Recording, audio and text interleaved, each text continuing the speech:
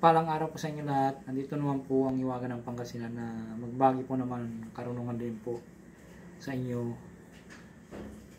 Sana po ay nasa mabuti po kayong kalagayan sa araw-araw at malaysak sa araw-araw. At magpursige po kayo sa araw-araw na manalangin bago matulog sa gabi, bago pagkagising sa umaga. Ay gustong-gusto ng Diyos ang makapangyarihan sa lahat yun. Pang po panalangin para gabayan tayo ng Diyos na makapangyarihan sa lahat at malayo sa sakit sa araw-araw at pagkalubuhan po tayo ng grasya kung ano pa man dyan na mula sa Kanya. At huwag po natin makalimot kung tumulong sa mga taong hinihiga po sa hirap ng buhay para palagi po tayong gabayan ng Diyos na makapangyarihan sa lahat. Ang isishare ko po ngayon pong araw po sa inyo lahat po ay kapangyarihan upang mawala ang galit sa iyo ng isang tao. Napaka makapangyarihan ito, ipagkakalo ko po sa inyo para yung taong may galit sa inyo ay mawawala bigla na parang baliwala po na nangyari po, baliwala nangyari po. Kung halimbawa mo po ay may kaaway po kayo, sila ang nagmula, na hindi po kayo ang pinagmulan po, sila ang nagmula. Kung gusto niyo po matanggal po yung galit po ninyo, galit po nila, usalin niyo po lamang po ito. Banggitin o usalin po lamang po ninyo sa ang orasyong ito kapag siya ay iyong natatanaw at siguradong mawala ang kanyang galit sa iyo. Kahit malayo po siya na iyong natatanaw lamang po, usalin niyo lamang po ito. Pagkarap niyo na po siya, ay mawawala po yung galit niya na parang walang nangyari po. Maganda rin po itong gamitin sa buong pamilya kung kayo po ay may pinag-away-awayan dyan sa inyong bahay na hindi kayo magkaintindihan po. Pwede niyo po itong salin sa inyong sarili at sigurado pong mawawala po yung galit ng inyong mga kasama sa bahay.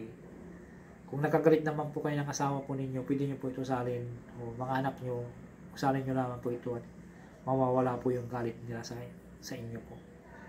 Kahit sino man po mag-usal po dito, kung babae man o lalaki, pwede po dito.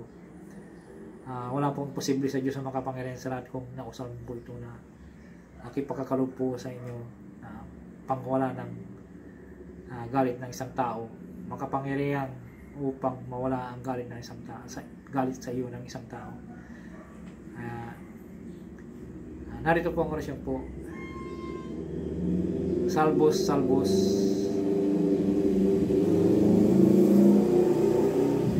Salvos, salvamos, gibibi, kumos, igosum, salvay. Siya na po kayo kung may dumadaan po na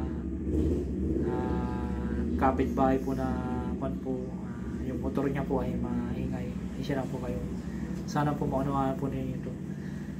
Narito po ang orasyon po. Ulitin ko muna po. 3 beses po usanin po. Ipon niya isang dibdib po. Ipon niya sa dibdib po. Salvos, salvamos, kibibi, kumos, igosum, salvami. Salvos, salvamos, kibibi, kumos, igosum, salvami. Kasi ipon niya sa dibdib po.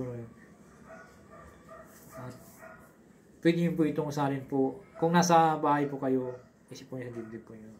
Kung sa'yo natatanaw din po, kung halimbawa po yung kagalit niyo po, yung natatanaw niyo po, bigkasin nyo lamang po ito at ipo nyo pa direksyon sa kanya.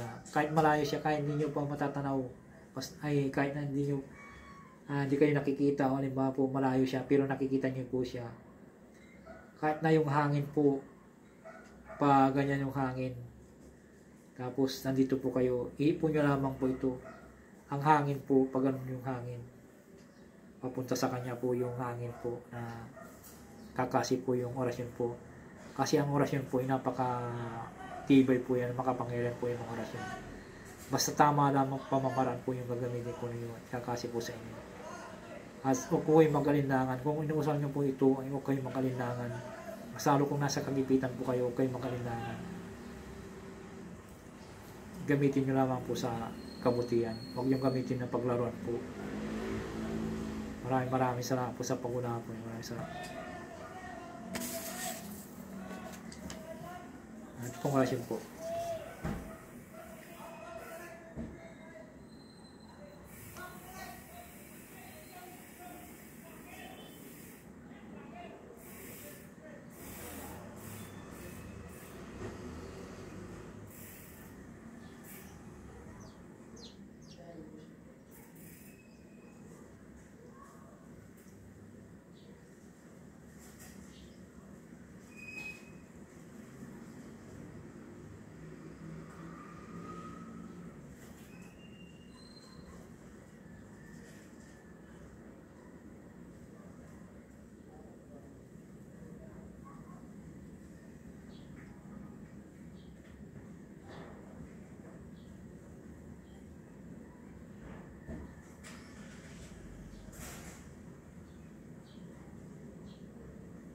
Paki-screenshot ano lang po ma'am sir.